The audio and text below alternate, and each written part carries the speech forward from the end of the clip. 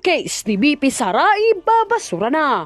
Majority ng nanalo sa mga senador, hindi pabor sa isinampang impeachment sa pangalawang Pangulo. Plano ni Bongbong Marcos, imposible nang mangyari. Pero bago ang lahat, kung hindi pa kayo nakapag-subscribe sa channel na ito, please do subscribe para mas maging updated pa kayo sa mga susunod kong mga videos.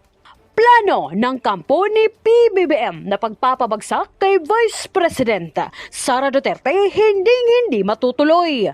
Mga nanalong senador tiyak na hindi pipirma sa inihay nilang impeachment ni VP Sara. Samantala, former President Rodrigo Duterte posibleng uuwi na rin ang Pilipinas sa lalong madaling panahon. PBBM nagsimula ng dumilim ang paningin dahil palpak lahat ang mga plano nito.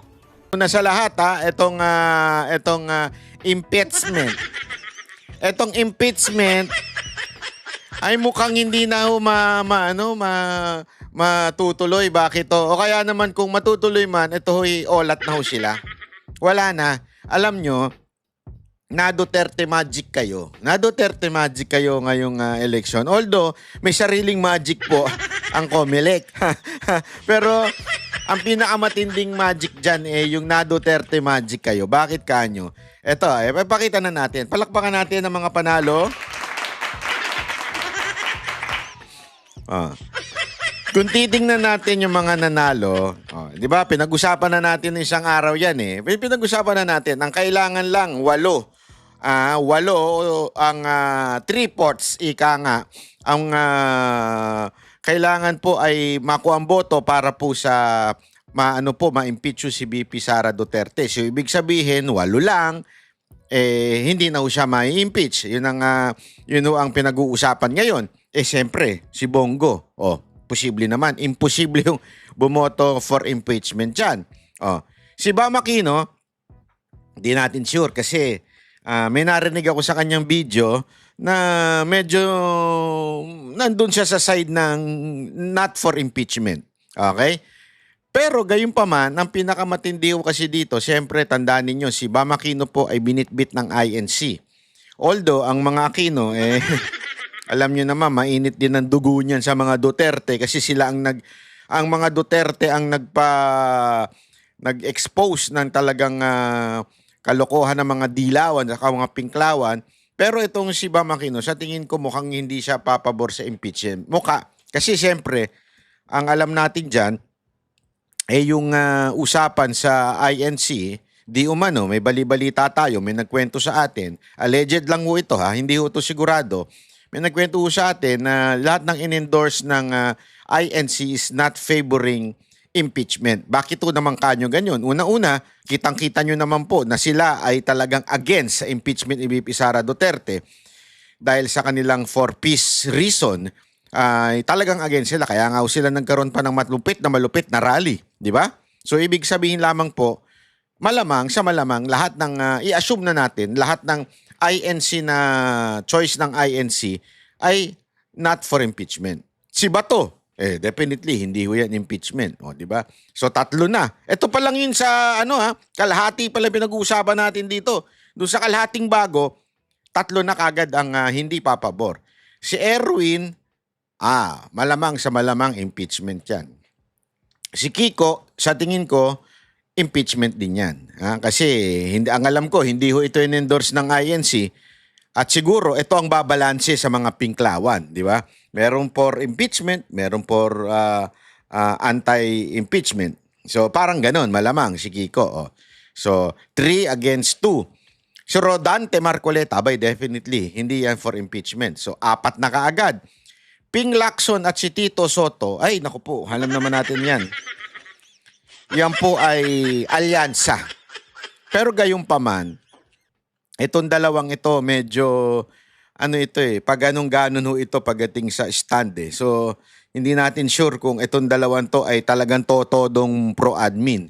Pero sige, sabihin na natin, 70% admin sila. So, 30% lang ang hindi admin. Okay? Pero mamaya may papakita tayo mga kababayan na malamang sa malamang etong mga to ay not for impeachment. Bakit? Kasi marami ho ang lalo na sa pag-amin nito ni Tiangco, may inamin kasi si Tiangco na yung nangyari ay talaga namang masasabi nating kasalanan ng Oy, anong nangyari sa'yo? Anong nangyari? Sorry naman. Inumulto tayo, animal yun not for impeachment itong dalawang ito, ha? Malamang kasi nga sabi nga ni Tiangco, isa sa dahilan kung bakit natalo ang alyansa ay dahil sa impeachment na ginawa ni Romualdez.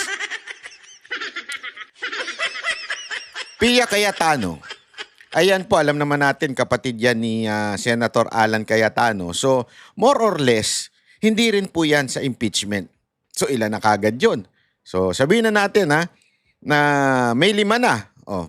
Sa anti-impeachment. Si Camille Villar, definitely hindi yan. Kita nyo naman, ginipit pa ni Marcos ng bandang dulo Kasi nga, pag ganun-ganon siya, nagipit tuloy siya. Pinag-iinitan ngayon yung negosyo ng kanilang pamilya. Definitely, napakalabong mag-impeachment yan. Di ba? So, 6 na. Si Lito Lapid, alam na natin yan. Alam na natin yan. Yan po, walang alam. Anong yan po, walang alam? Hindi, sandali lang. Kayo naman, Si Lito Lapid po, malamang sa malamang. Talagang for impeachment yan. Si Amy Marcos, siyempre, dahil utang na loob niya, sana tumupad sa usapan. Utang na loob niya kay BP Sara pagkapanalo niya, malamang sa malamang, yan po ay non-impeachment, no for impeachment, di ba ho? Alam nyo, mga kababayan na makinig tayo, komento ka lang. Alam nyo na talagang sinuka ng taong bayan nito si Amy, Kasi mantakin mo, Marcos ka Kaapelido mo yung nakaupong presidente. Nasa number 12 ka. Sa madaling salita yung tinatawag na sinuwerte ka, hindi ka natapon sa basura. Ika nga. Paano nangyari yun? It's because of BP Sara Duterte. At the same time, nagawan mo ng paraan nyo sa PDP. PDP talaga. Magkano?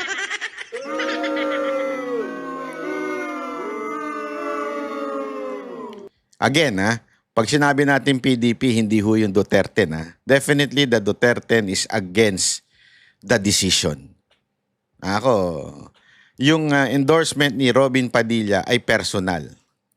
Pero doon sa Duterte, definitely they are not in favor or masasabi natin they don't like na ipinasok si Amy last minute. Against po sila dyan. Nakarinig na ako. Ayoko na lang magsalita. Sigurado ako nakakarating naman sa kanila ito. Pero they are really against doon sa nangyari. As a matter of fact, ang daming ang kwentuhan doon na nagaganap ngayon Sino kaya ang yumaman? Ewan ko sa inyo. We're fighting corruption and yet. Anyway, mga kababayan. So, ayan po. Diyan pa lang, nakapito na. Di ba? Pito na kaagad ang sabihin, hindi para sa impeachment. Ibig sabihin, ayaw nila yung impeachment. 7 na kaagad. So, more or less, doon sa 12 pang natira. Di ba? Yung dati pa, yung mga nandun na, for sure doon, ang dami doon. Sino pa? Andun si Estrada, 2 Estrada doon. May Villar doon, may Cayetano doon. Ayan po, mga siguradong hindi for impeachment yung mga yan. Di ba? Si pangalan nun, si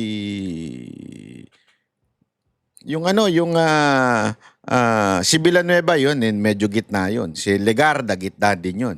Di ba? Si Mig Subiri, dahil nakudita siya ni Escudero.